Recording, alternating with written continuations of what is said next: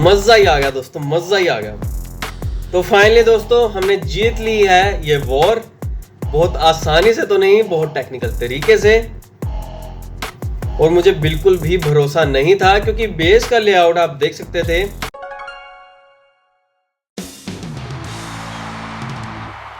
तो क्या हाल है दोस्तों, मैं आपका दोस्त प्रणव फिर आ गया हूँ एक नई वीडियो के साथ। और आज की वीडियो में लेकर आया हूँ अपने वॉर सिनेरियोज को, क्योंकि अगली वॉर भी हमारी शुरू हो चुकी है। और पहले अटैक करेंगे थोड़े ठंडे तरीके से, क्योंकि पहले अटैक की एग्जीक्यूशन होने वाली है हमारी ब्लैक मामा वाली आईडी से। और अगर हम अपनी वॉर सिनेरियोज की ओर जाएं तो हमने ऑलमोस्ट सभी बेसिस पर ले लिया 3 स्टार। पहले नंबर पर एलके से हुई है थोड़ी भूल चूक, क्योंकि जो ओपोनेंट का बेस है वो घेराव है वॉल्स का बहुत ही बेहतरीन, तो आसानी से तो ट्रूप्स घुसने से रहे। और एलके जो थे हमारे यूज कर रहे थे एयर अटैक, और वहां पर पड़ा हुआ है ओपोनेंट का इनविजिबिलिटी स्पेल टावर भी। तो दिक्कत तो होने थी दोस्तों, लेकिन जो शुरुआत होगी इस सत्र की वो होगी थोड़े ठंडे तरीके से, क्योंकि निचले बेसिस भी क्लियर करने होंगे। और आ चुके हैं अपनी ब्लैक मामा वाली आईडी की ओर। अगर अटैकिंग स्ट्रेटजी को देखा जाए तो यहाँ आपको देखने को मिलेगी हमारी रॉयल चैम्प वॉक। तो आर्म अटैक को खास बनाते हैं और लेकर जाते हैं ऑन द 8th नंबर। तो यहाँ आप देख सकते हैं हमारे सामने आया हुआ एक रश्ड बेस, तो मौके का फायदा तो उठाएंगे दोस्तों। और मुझे लगता है ज़्यादा देखने की ज़रूरत पड़ने नहीं वाली है, क्योंकि मोनलिथ तो इस बेस में है ही नहीं। लेकिन जो अटैक की शुरुआत होगी वो होगी फ्रॉम द 12 o'clock, क्योंकि यहाँ टाउन हॉल नज़दीक पड़ा हुआ है। तो टारगेट करेंगे पहले अपने टाउन हॉल को, फिर देखते हैं कि अपने ड्रैगन्स के साथ कैसे बात बनानी है। तो आप आर्मी को देख चुके हैं और बहुत बार आजमाया भी होगा, लेकिन चलते हैं अपनी एग्जीक्यूशन की ओर और रिलीज करते हैं पहले अपने रॉयल चैम्प को। और करेंगे थोड़ा सा इंतज़ार, क्योंकि एबिलिटी को तो यूज़ करेंगे, लेकिन साथ ही आ चुकी है ओपोनेंट की क्वीन भी, जो कि डैमेज बहुत ज़्यादा कर रही है। और यहाँ एक्सपो भी डैमेज कर ज़रूर रहा है, तो यूज़ करता हूँ पहले इनविजिबिलिटी स्पेल का भी, क्योंकि हमारे पास यहाँ पैट नहीं है दोस्तों। क्योंकि रॉयल चैम्प अगर यहाँ पर फेल हुआ तो फियोनिक्स तो क्या कोई भी नहीं बचा पाएगा हमारे रॉयल चैम्प को। लेकिन जो हमारा रॉयल चैम्प है आसानी से पहुँच चुका है टाउन हॉल के ऊपर, और लगातार बस यूज़ करते रहना है अपने इनविजिबिलिटी स्पेल्स का भी। और यहाँ बच गया है रॉयल चैम्प हमारा, तो यहाँ कंटिन्यू रहने वाली हमारी वॉक, क्योंकि अभी 3 इनविजिबिलिटी स्पेल्स बचे हुए हैं और ईगल आर्टिलरी भी गायब हो ही जाएगी, और स्कैटर शॉट भी गायब होता हुआ नजर आ भी जाएगा। तो बचते बचाते दोस्तों हमारे रॉयल चैम्प ने काम तो कर दिया है, और करते हैं अब अपने रॉयल चैम्प को गायब। और शुरुआत की बात करें तो करते हैं with the dragons from this side, और यहाँ से रिलीज करता हूँ किंग एंड क्वीन को। और यहाँ वार्डन को छोड़ना बिल्कुल भी मत भूलना, लेकिन साथ ही गिराएंगे अपने सेज बैरक को भी। और बाकी की आर्मी को गिरा दिया है दोस्तों। और रॉयल चैम्प का थोड़ा इंतज़ार करेंगे दोस्तों, क्योंकि आसपास डिफेंस बहुत ज़्यादा बड़ा हुआ है, जो कि हमारे रॉयल चैम्प को भी घेरेगा। लेकिन मुझे यहाँ से यूज़ करना पड़ेगा अपनी वार्डन की एबिलिटी का, क्योंकि स्कैटर शॉट हमारे सामने आ चुका है। और साथ ही मैं यूज़ करता हूँ अपने रॉयल चैम्प का, जिससे कि थोड़ी बहुत हेल्थ गेन होगी हमारे रॉयल चैम्प की।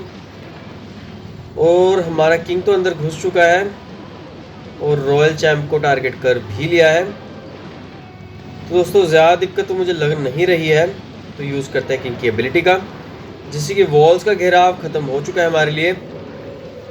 और क्वीन की एबिलिटी का मैं यूज़ कर तो दूंगा, लेकिन आसपास कोई खास बिल्डिंग्स पड़ी नहीं हुई हैं।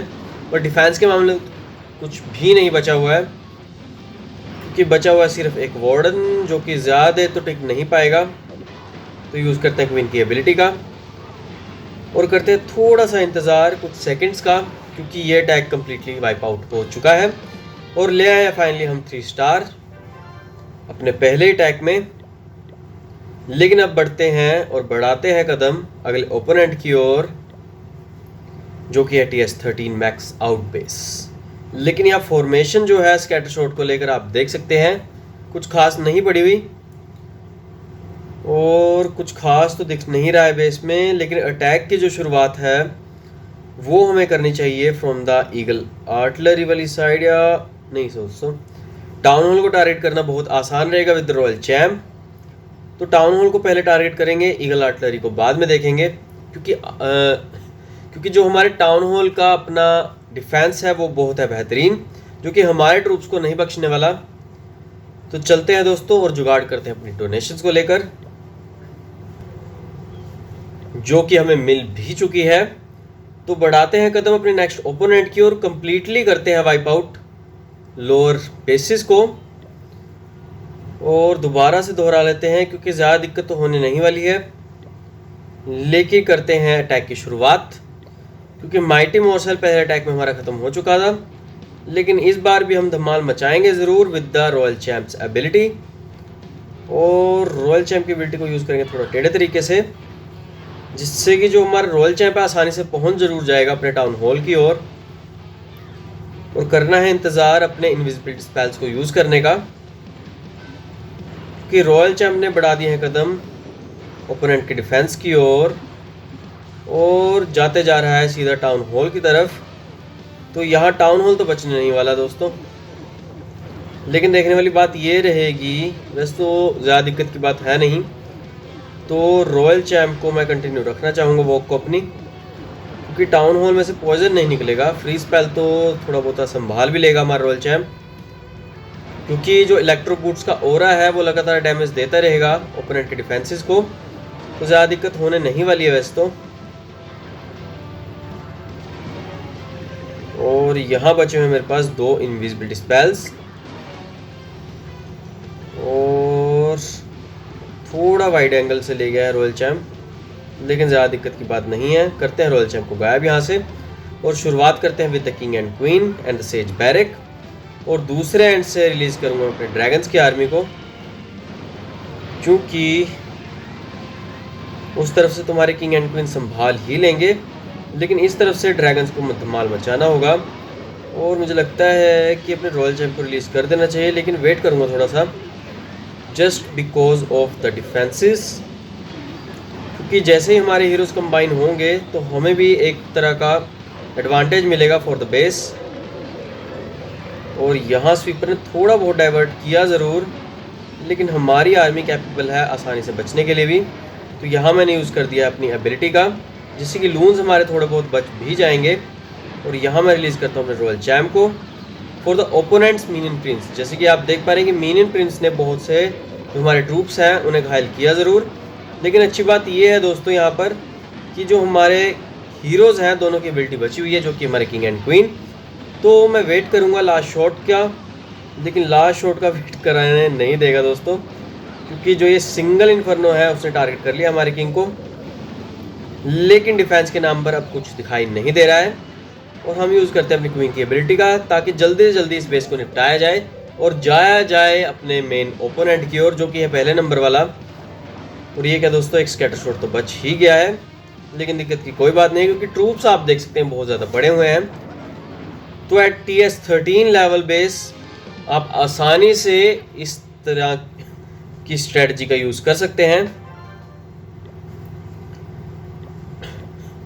लेकिन दोस्तों सारे के सारे बेसिस क्लियर हो चुके हैं और चले अपनी आईडीज़ की ओर। तो दोनों आईडीज़ का एक एक अटैक बचा हुआ है और टारगेट बचा हुआ है TH18 बेस। तो दोस्तों यहाँ आप देख सकते हैं एक बहुत ही बेहतरीन लेआउट, क्योंकि ओपोनेंट ने जो ऑलमोस्ट सारा का सारा डिफेंस है वो एक सेंटर में लगाया हुआ है, चाहे वो हो हमारे टाउन हॉल का गार्डियन, चाहे वो हो हमारा रिवेंज टावर, और चाहे वो हो हमारा मोनोलिथ। तो दिक्कत की बात तो बहुत ज़्यादा है, लेकिन हमने भी किया इरादा है to take at least 2 stars with the 94+ damage, क्योंकि जो ओपोनेंट के अटैक्स हैं सारे के सारे एग्जीक्यूट हो चुके हैं और हमारा बेस बच गया दोस्तों विद द 94%। और अगर स्काउटिंग की ओर जाया जाए, क्योंकि मैं लेआउट्स की वीडियो भी बना रहा हूँ, तो आप देख सकते हैं कि मैं किस बेस को यूज़ कर रहा हूँ। लेकिन अब चलते हैं ओपोनेंट की स्ट्रेटजी की ओर कि किस स्ट्रेटजी का यूज़ यहाँ करना चाहिए, क्योंकि मैं अटैक जो एग्जीक्यूट करूँगा वो है थ्रोर वाली आर्मी, क्योंकि इस लेवल के बेस को उड़ाने के लिए हमें थ्रोर्स की ज़रूरत पड़ने वाली है। लेकिन जो शुरुआत का चक्कर है वो है फायर स्पीटर्स की रेंज के कारण, क्योंकि अगर शुरुआत होती है फ्रॉम द 9 o'clock, जो कि हमारी मेजर आर्मी रिलीज़ होगी, तो दिक्कत होगी तो सही हमारे ट्रूप्स को। लेकिन अगर हमारा रॉयल चैम्प जो कि मैं रिलीज़ करना चाहूँगा फ्रॉम द 6 o'clock, वैसे तो उड़ाएगा बहुत सारे डिफेंसेस को भी, लेकिन अगर फायर स्पिटर एक क्लियर हो जाए तो बहुत ही आसानी हो जाएगी। लेकिन साथ ही पड़ा हुआ ओपोनेंट का रॉयल चैम्प भी, तो आप समझ सकते हैं दुविधा को। लेकिन उसकी परवाह ना करते हुए मैं अपने जो थ्रोअर्स हैं उन्हें फनलिंग के लिए थोड़ा वाइड एंगल से यूज़ करूँगा, जो मल्टी गियर टावर की रेंज से थोड़ा बाहर हो, क्योंकि मल्टी गियर टावर का डैमेज बहुत अच्छा है। मल्टी आर्चर टावर का डैमेज बहुत अच्छा है। तो वैसे तो कुछ नज़र आ नहीं रहा। I am counting on my defence only.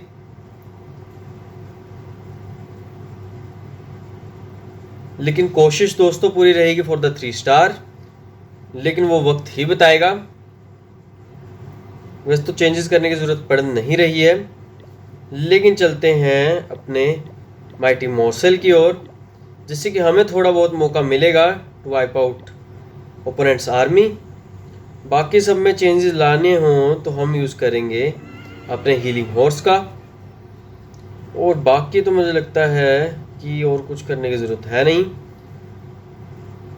जी हाँ दोस्तों, let's go for the fight against TH-18 base.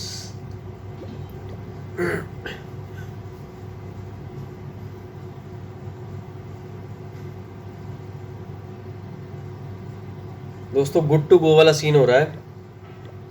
चलो चलते हैं with the last attack of this war. या आर होगा या पार होगा।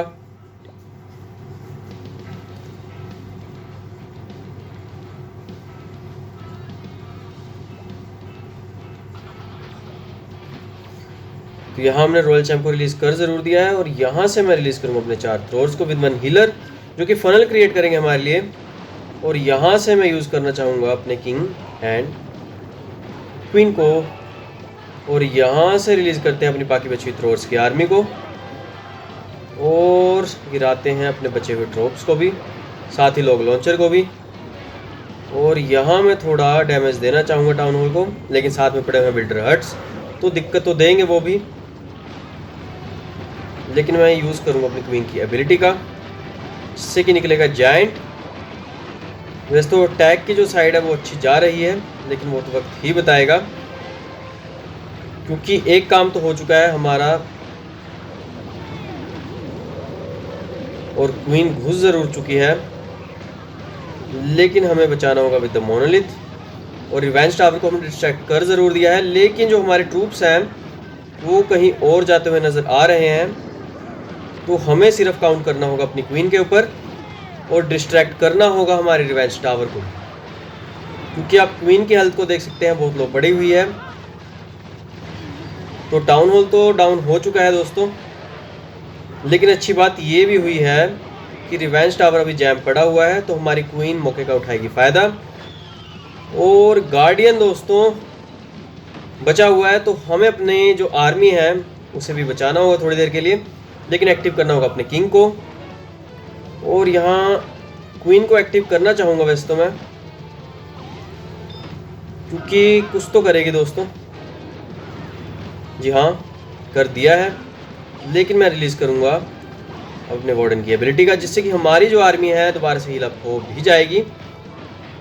और यहाँ मैं दोबारा से दोस्तों एक्टिव करना चाहूँगा अपनी क्वीन को, जिससे कि थोड़ा बहुत अंदरला डिफेंस क्लियर हो जाएगा बड़ी ही आसानी से। और यहाँ मैंने बचाया हुआ है अपने एक टोटेम स्पेल को भी, लेकिन क्वीन और जो हमारा गार्डियन है खेल रहे हैं दोनों के दोनों। लेकिन यहाँ मैं डिस्ट्रैक्ट करना चाहूँगा अपने गार्डियन को, जिससे कि हमारी क्वीन को मिलेगा मौका। और यहाँ मैं एक्टिव करूँगा अपने रॉयल चैम्प को भी। तो दोस्तों फाइनली हमने अपने अटैक में ले लिया 3 स्टार्स, और शतक जड़ दिया है हमने दोबारा से। मज़ा ही आ गया दोस्तों, मज़ा ही आ गया। तो फाइनली दोस्तों हमने जीत ली है ये वॉर, बहुत आसानी से तो नहीं, बहुत टेक्निकल तरीके से। और मुझे बिल्कुल भी भरोसा नहीं था, क्योंकि बेस का लेआउट आप देख सकते थे लेकिन हमने फाइनली अपना लास्ट शॉट दे दिया है और जीत चुके हैं इस सुनहरे पदक को। भाई आज रात तो हमें बहुत अच्छे से नींद आने वाली है। दोस्तों आज के अटैक में हमें बहुत ही बेहतरीन मजा आया जरूर। ले लिया हमने आसानी से 3 स्टार और जीत लिया इस वॉर को बड़ी आसानी के साथ। और अभी बचे हुए मेरे 3 अटैक्स जो कि मैं एग्जीक्यूट करूंगा फॉर द बोनस अटैक्स। तो आई होप कि आपको आज की स्ट्रेटजीज बहुत बेहतरीन लगी होंगी और हमारे वॉर्स का सिनेरियोस तो बहुत ही अच्छा लगा होगा, जो कि हमने ले लिए हैं अपने TH17 वाली आईडी से TH18 पर 3 स्टार्स। अगर आज का वीडियो अच्छा लगा है तो प्लीज लाइक करना बिल्कुल भी मत भूलना, क्योंकि मैं आपका दोस्त प्रणव ऐसी मजेदार वीडियोस लाता रहूंगा। और अगर आप इस चैनल पर नए हैं तो जल्दी से कर लीजिए सब्सक्राइब, क्योंकि ऐसी बेहतरीन स्ट्रेटजीज मैं लगातार लाता रहूंगा। बस आपने करना क्या है, उस लाल बटन को दबाना है जितना हो सके उतना ज्यादा। और हाँ दोस्तों, बेल आइकन को दबाना बिल्कुल भी भूलना मत, क्योंकि लगातार हमारी वीडियोस आने वाली हैं। लेकिन आज के लिए दोस्तों बस इतना ही। खेलते रहिए क्लैश ऑफ क्लैन एंड जय हिंद दोस्तों।